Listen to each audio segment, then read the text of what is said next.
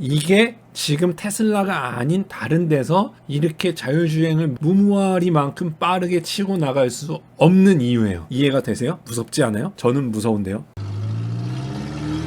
오늘 테슬라 영상은 굉장히 중요한 영상이에요. 왜냐면 테슬라 반자율주행이니 자율주행이니 뭐 말이 많잖아요. 에이다스, 자율주행 보조 뭐 여러 가지 말이 많잖아요. 거기에 대한 용어 정리를 해드릴 생각은 없고요. 이게 제일 중요한 거, 여기 제가 제목을 무모하게라고 썼는데 테슬라가 굉장히 빠르게 치고 나가잖아요. 여기서 이 중요한 거를 생각을 해봐야 돼요. 여러분, 자율주행에서 제일 중요한 게 뭐라고 생각하시나요? 요즘에 많이 싸우고 있는 카메라. 일론 머스크가 라이다 필요 없다라고 하는 카메라냐 라이다냐, 그게 중요한 것 같아요.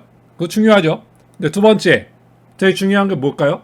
AI, 뭐 인지 판단 제어니까, 그죠? 인지하고 있는 센서가 중요하냐, 판단하는 AI 소프트웨어가 중요하냐, 그 다음 아니면 이제 컨트롤 해줄 수 있는 제어냐, 그죠? 제어 로직이 제일 중요하냐. 근데 이제 인지 판단 제어를 제가 몇 번 언급을 한 다음에 많은 채널에서 이제 인지 판단 제어만 막 얘기하더라고. 근데 여러분들 제일 중요한 거 뭐냐면, 이것을 기존 자동차 회사들이 못했을까요? 아니죠.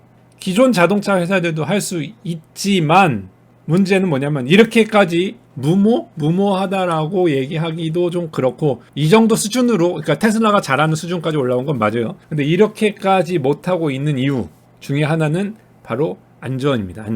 안전 중에 하나라고 하는 게 뭐냐면 이 사이버 시큐리티, 제가 여기다가 썼죠. 이 시버 시큐리티 아니에요. 그 김은국 아저씨의 그 시버 러버처럼 시버 시큐리티가 아니고요. 사이버 시큐리티라고 하는 이 안전. 근데 이 안전이 해도 되고 안 해도 되고가 아니에요. 테슬라는 이 안전을 잘 구축해놨기 때문에 이렇게 갈 수 있는 거고요. 다른 기존 자동차 회사들은 이게 조금 약합니다. 그래서 이렇게 무모하게 가기가 어려워요. 거기에 대한 얘기를 오늘 해드릴게요. 여기다 내가 순한 맛이라고 해드렸는데 이건 조금 어려울 수 있기 때문에 일단 가장 이해하기 쉽게끔 먼저 설명을 드리고요. 그 다음에 뒤로 넘어가서는 좀 매운맛으로 자동차를 좀 깊게 알고 싶으신 분들을 위해서 조금 더 깊게 설명을 해드릴게요. 이거는 제가 기본적으로 하는 펜으로 쓰고 뭐 영상을 설명하고 다른 걸 불러오는 방식으로 설명을 하지 않을 겁니다.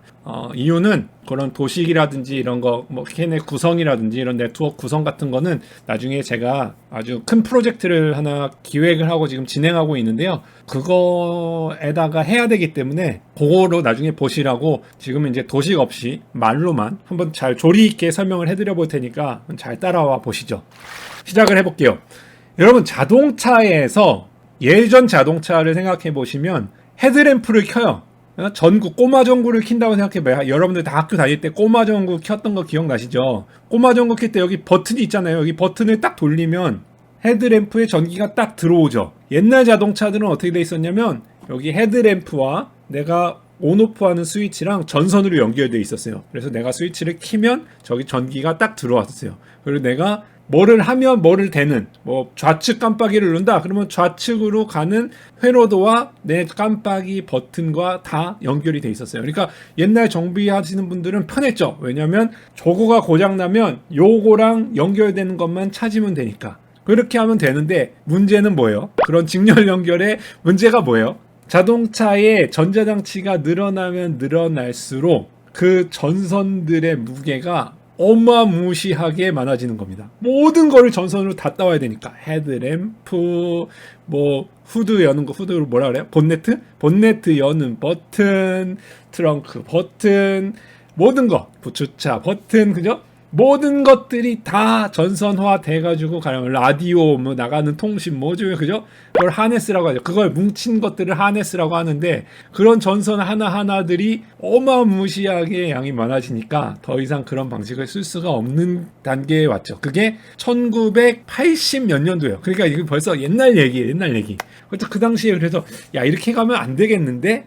라고 해서 캔 통신이라는 게 등장을 합니다. 여러분들 많이 들어보셨죠? 다른 채널에서도 설명해줘서 보쉬 엔지니어가 야, 이렇게 해가도 되겠어? 야, 이렇게 하지 말고 우리 하나의 전선을 만들고 거기다가 모두 다 거기다 신호를 보내면 어떨까? 이렇게 해가지고 만든 게 캔이죠. 지금은 순환맛 설명이에요. 잘 들어보세요. 캔 방식은 뭐냐면 야, 전선을 일단 하나로 크게 뭉치를 만들어 놓고 내가 스티어링이야. 스티어링이 신호를 보내. 그럼 내 신호는 00000 중에 000이 8개가 있다면 그 중에 세 번째 자리는 내가 쓸게. 내가 써가지고 이거를 01010101 이렇게 바꿔줄게. 알았지? 그거는 내 스티어링의 기어야. 그러니까 세 번째 오는 건 스티어링이니까 엔진 잘 들어. 엔진 세 번째 단위에서 숫자가 바뀌는 거는 내 스티어링의 기어야. 뭐 예를 들어 이렇게 설명하는 거야. 브레이크는 다섯 번째에다가 쓸 테니까 야 브레이크 밟았을 때 엔진 꺼지면 안 돼. 그래가지고 다섯 번째 010101 이렇게 바꿔주는 게 캔이에요.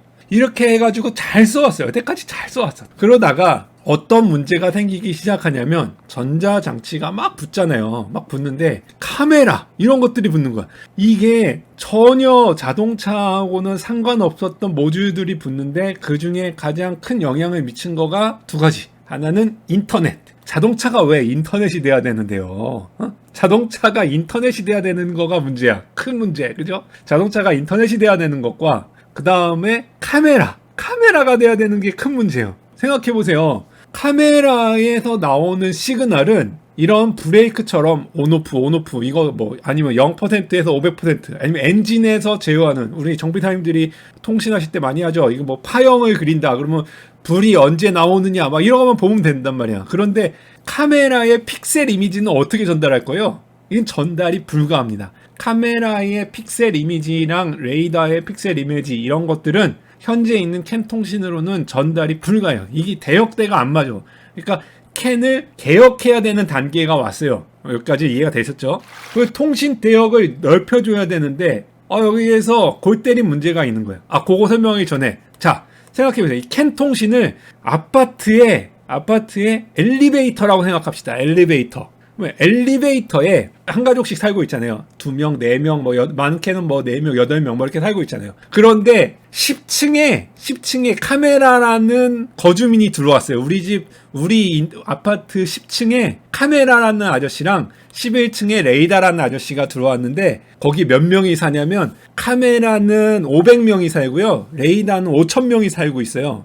그러니까 갑자기 엘리베이터가 하나가 이게 난 9층에 사는데 내려가려고 누르면 벌써 위에서 내려오는 사람들이 꽉 찬 거야. 여러분들 그런 거 경험해 보신 적 있어요? 엘리베이터를 기다리는데 위에서 꽉 차가지고 내려와서 못 타는 거? 열나 짜증나는 거지. 계속. 아니 나 내려가려고 기다리는데 위에서 계속 꽉꽉 차가지고 내려오니까. 아니면 버스로 얘기 들까요? 버스에 이미 다 꽉 차가지고 와서 나 못 태우겠다고 지나가는 공항버스 같은 거. 짜증나죠? 카메라와 레이더 같은 것들이 다량의 신호들을 잡아먹기 시작하면서 캔 통신에 부하가 걸리기 시작합니다. 그러면서 어쩔 수 없이 기존 캔이라는 거 말고 플렉스레이, 캔버스, 하이스피드 이런 식으로 이제 캔버스의 그 스피드를 올려주는 방식의 밴드위스를 넓혀주는 방식의 새로운 캔 프로토콜이 생겨나기 시작해요. 종천 가서 타야죠. 그죠?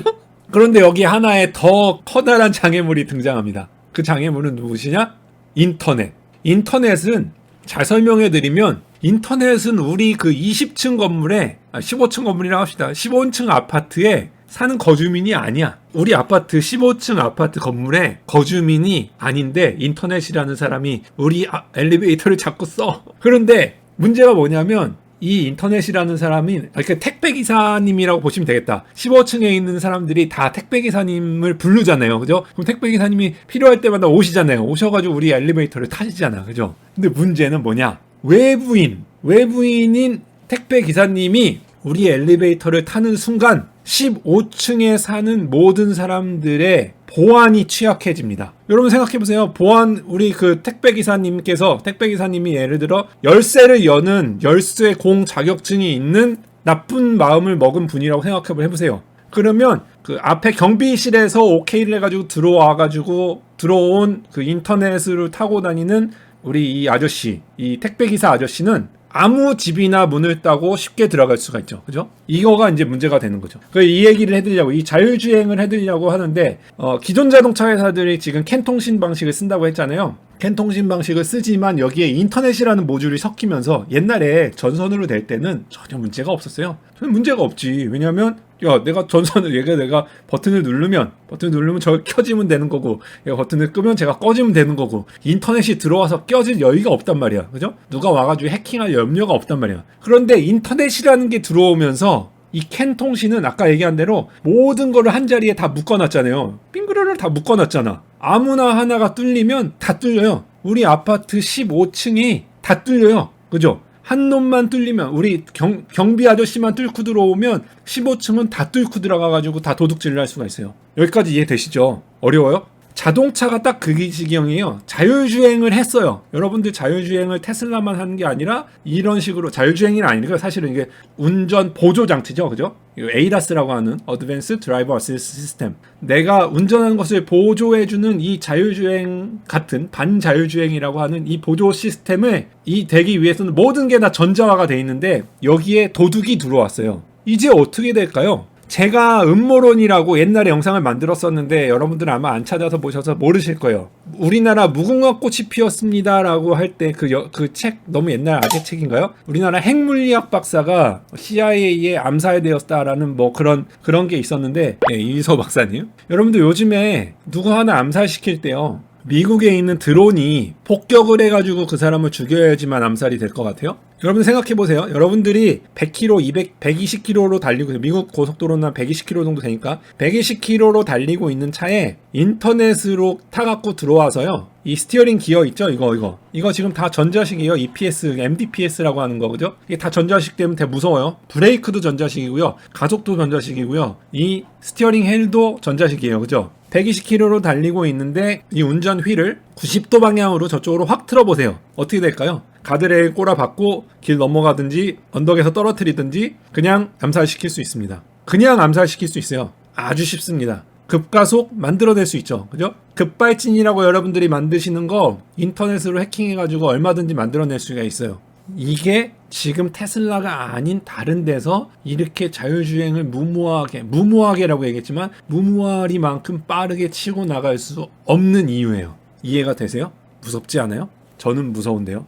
유희소 박사님은 기초 물리학 전공이세요. 죄송합니다. 그냥 소설로 그냥 그게 핵심이 아니에요. 지금 하는 얘기는. 여러분들 잘 생각해 보세요. 자동차는 그 공장에 서 있는 기계예요. 기계 원래는 거기에 바퀴를 달아놓은 거란 말이야. 그 엄청난 육중한 기계가 이렇게 빠른 속도로 확 움직이는 거란 말이에요. 이걸 인터넷으로 해킹해가지고 건드려버리면 다 죽일 수 있어요.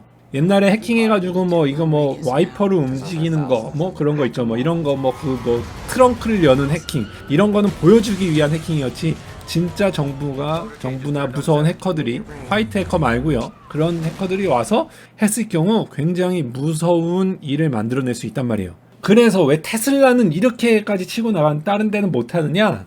다른 기술적인 이유도 있어요. 한계도 있겠지만, AI를 테슬라가 더 잘하는 이유도 있겠지만, 테슬라는 이 사이버 시큐리티라고 하는, 지금 얘기하는 거, 이걸 들어올 수 못하게 막아주는 걸 사이버 시큐리티라고 하는데, 캔통신이라고 하는 우리 이 아파트 엘리베이터와 경비 아저씨가 지키고 있는 이 캔통신 말고, 테슬라는 자동차를 새로 만드는 데 있어서 경비 아저씨 서가지고 하는 거 하면, 경비 아저씨 한 명 뚫리면 이거 끝 아니야? 라는 거를 생각을 한 거죠. 그래서 테슬라는 그림을 다시 그립니다. 그래서 아파트를 만드는데 다른 식의 아파트를 만듭니다. 왜냐하면 테슬라는 기존의 자동차 회사가 아니에요. 그죠? 자동차 회사가 아니죠. 테슬라 다니는 사람들한테 너는 어떤 회사에 다니냐고 체크하라 그러면 오토모티브 인더스트리, 우리는 다 오토모티브 인더스트리에서 근무한다 그러는데 테슬라는 뭐라고 하냐? 테크 인더스트리에서 근무한다고 얘기해요. 그 사람들은 다 컴퓨터 회사에서 근무하는 거예요. 컴퓨터 회사에서. 그죠? 그 컴퓨터만을 생각한 사람들이 딱 나왔을 때, 이거 너무 취약한데, 컴퓨터 하는 사람들은 보안을 신경을 많이 쓸 수밖에 없는 구조에서 탄생한 사람들이고, 자동차를 개발한 사람들은 이런 거를 이제서야 고민하는 사람들이고, 이게 태생이 좀 달라요. 그죠?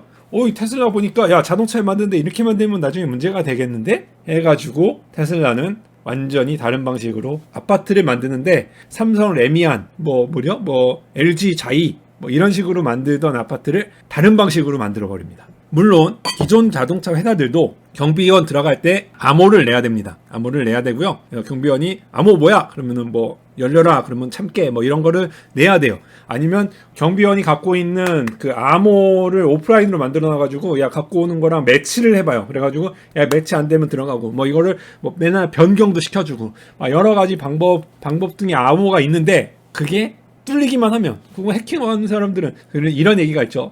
사람이 만든 암호는 사람이 뚫을 수밖에 없는 구조다라는 게 있죠. 그래서 이거를 뚫을 수 없는 기초적인 구조를 다시 만들어줘야 되는, 경비 아저씨 한 명이 하는 걸로 할 수 없는 구조를 만들어 놓은 거죠. 여기까지가 순한 맛이에요. 어때요? 순한 맛으로 이해가 됐어요? 테슬라는 그러면 이런 삼성 레미안 같은 아파트, 같은 아파트 이런 거 말고 어떤 방식으로 만들었으냐? 그리고 그거는 매운맛에서, 순한 맛에서 더 설명드리면, 그런 기존의 자동차 회사들은 그 OTA라는 거 있잖아요. 그 테슬라 지난주에 설명해드린 거 영상 중에 OTA라는 거 있죠. OTA로 문제가 되는 거를 다 해결해주면 되는데 왜 다른 자동차 회사들은 못 해주느냐? 아까 얘기했죠. 그 인터넷 하나 가지고선 이게 다 뚫려버리면 박살이 나는데 OTA를 하려면 이거 다 열어줘야 돼요. 그죠? 15층에 사는 모든 거주민들의 방에 벽지를 발라주든지 엘리베이터 자체에 성능 형상을 해주려면은 이거를 오픈을 해줘야 된다고. 외부한테 오픈을 해가지고 그 OTA로 쏜 거, 그 택배기사가 들락날락 하는 거를 아주 편안하게 해줄 수 있게끔 만들어줘야 되는데, 문제는 너무 더 편안하게 해주면 해줄수록 더 보안에 취약해지잖아요. 너무 취약해지니까 문제가 뭐야? 이걸 막기는 막아야 되겠고 OTA는 하기는 해야 되겠고, 그래서 기존 자동차 회사들은 OTA를 하긴 해요. 어디에 해주냐? 라디오 모듈 있죠? 그 센터 컨솔이라고 하는 IP 모듈 클러스터, 그거 알죠? IP 모듈을 OTA를 요즘에 하는 회사들이 늘어나고 있기는 있어요. 그거 어떻게 하는 거예요? 아파트 15층하고 별도의 창고를 만들어가지고요, 거기다가 OTA를 하게끔 만들어 놓은 거야. 그러니까 창고를 하나 지어준 거야. 그래서 OTA는요, 여기 창고만, 여기만 좀 업그레이드 해주세요. 여기 아파트 거주민들은 괜찮습니다. 그거는 우리가 그냥 수동으로, 문제 생기면 우리가 수동으로 업데이트 할게요. 여기는 택배기사님 들어오지 마시고요. 택배기사님은 요 밖에 창고 아니면 경비실에만 업데이트 해주시면 되겠습니다. 하기까지만 이제 된 거가 내용기관이나 기존의 캔 방식을 쓰던 사람들입니다. 여기까지 이해가 되셨죠? 예, 여기까지가 순한 맛.